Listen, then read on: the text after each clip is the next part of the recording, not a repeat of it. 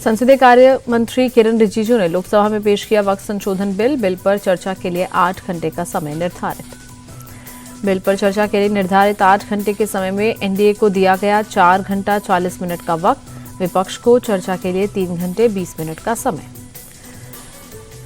Bill पेश करने के बाद केंद्रीय मंत्री रिजिजू ने कहा, कानून के जानकारों के साथ साथ समाज के हर तबके का लिया गया सुझाव।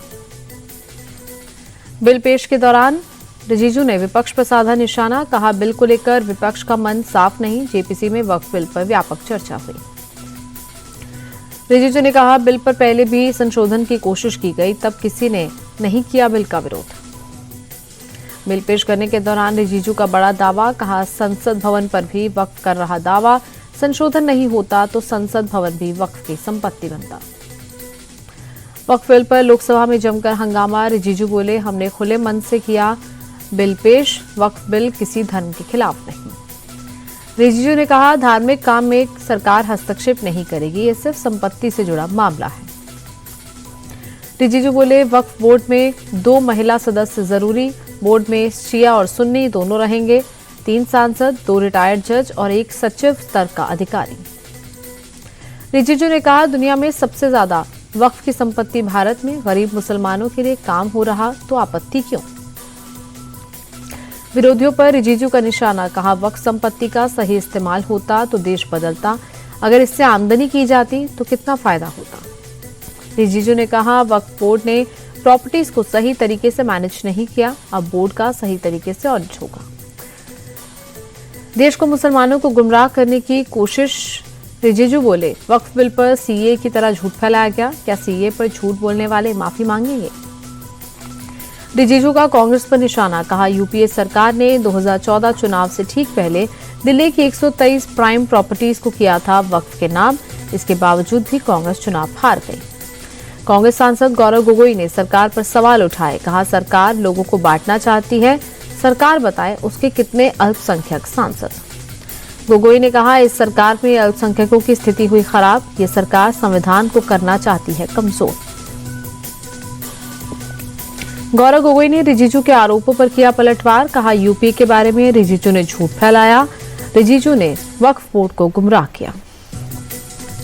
गोगोई का आरोप, आज एक विशेष समाज की जमीन पर सरकार की नजर, आने वाले वक्त में किसी और समाज की जमीन पर सरकार की नजर रहेगी। वक्फ संशोधन विधेयक पर बनी जेपीसी समिति के अध्यक्ष जगदम्बिका पाल बोले, मेहनत रंग लाई है, ये निश्चित ही एक ऐतिहासिक दिन है।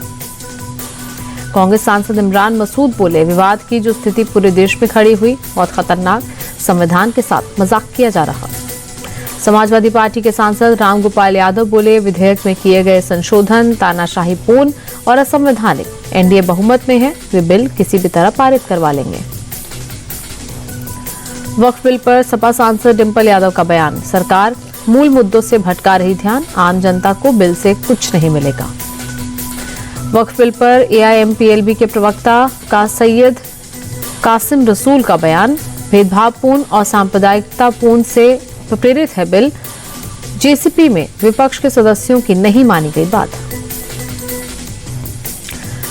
वक्फ बिल पेश होने पर बोली पीडीपी अध्यक्ष महबूबा मुफ्ती, बीजेपी सरकार मुसलमानों के अधिकारों का हनन कर रही, वक्फ बिल के जरिए संपत्तियों पर कब्जा करने की कोशिश।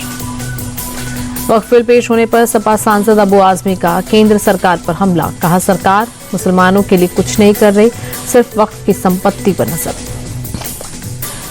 वक्फ संशोधन विधेयक पर बीजेपी नेता मोहसिन रजा बोले, आज तमाम मुसलमानों के लिए मुस्लिम वक्फ कल्याण दिवस, आज ये बिल पूर्ण बहुमत से पास होगा। दिल्ली बीजेपी अध्यक्ष वीरेंद्र सचदेवा का बयान, वक्फ बिल का विरोध करने वालों की मानसिकता पर आता है तरस, बिल पास होने से गरीब मुसलमानों को मिलेगा उनका हक। आप सांसद संजय सिंह का बीजेपी पर हमला, कहा आज वक्फ तो कल मंदिर और गुरुद्वारे की जमीन पर कब्जा कर दोस्तों को देंगे, देश के लोगों को सावधान होने की जरूरत। दिल्ली में वक्फ बिल के समर्थन में उतरी मुस्लिम महिलाएं, हाथों में शुक्रिया मोदी जी के पोस्टर्स लहराए। भोपाल में वक्फ संशोधन बिल के समर्थन में जश्न, सड़कों पर उतरे मुस्लिम समाज के लोग, थैंक यू मोदी के बैनर के साथ नजर आए। यूपी के डिप्टी सीएम केशव प्रसाद मौर्य ने समाजवादी पार्टी को बताया समाप्तवादी पार्टी, अखिलेश के पीडीए के नारे को बताया परिवार डेवलपमेंट एजेंसी। कर्नाटक में कई क्षेत्रों में मूल्य वृद्धि के खिलाफ प्रदर्शन पर deputy CM DK Shivakumar बोले, हमने बिजली की कीमतें कम कर दी हैं, लेकिन भाजपा इस बारे में बात नहीं कर रही है। कर्नाटक में डीजल की कीमत में 2 रुपए प्रति लीटर की बढ़ोतरी, 91 रुपए 2 पैसे हुई प्रति लीटर डीजल की कीमत। हरियाणा में 3 साल बाद महंगी हुई बिजली, 20 से 40 पैसे प्रति यूनिट बढ़े दाम, 81 लाख उपभोक्ताओं की जेब पर पड़ेगा असर। एमपी सीएम मोहन यादव ने भी बनासकांठा हादसे पर किया मुआवजे का ऐलान। एमपी के मृतकों के घर वालों को 2-2 लाख, घायलों को 50-50 हजार का मुआवजा। मुंबई में मराठी भाषा को लेकर आक्रामक हो रही एमएनएस, बैंक मैनेजर को दी चेतावनी, कहा मराठी में होने चाहिए कामकाज। यूपी पुलिस ने संभल से 25,000 के इनामी ऑटो लिफ्टर को किया गिरफ्तार। करीब 30 साल से गाड़ी चोरी के धंधे में शामिल है आरोपी। नवरात्र के 5वें दिन दिल्ली के श्री आद्या कात्यायनी मंदिर में भक्तों का तांता। आज देवी दुर्गा की पूजा मां स्कंद माता के रूप में की जाती है। पश्चिम बंगाल सरकार का बड़ा फैसला, आज से 9 अप्रैल तक पुलिसकर्मियों की छुट्टियां कैंसिल। रामनवमी को लेकर किया गया फैसला।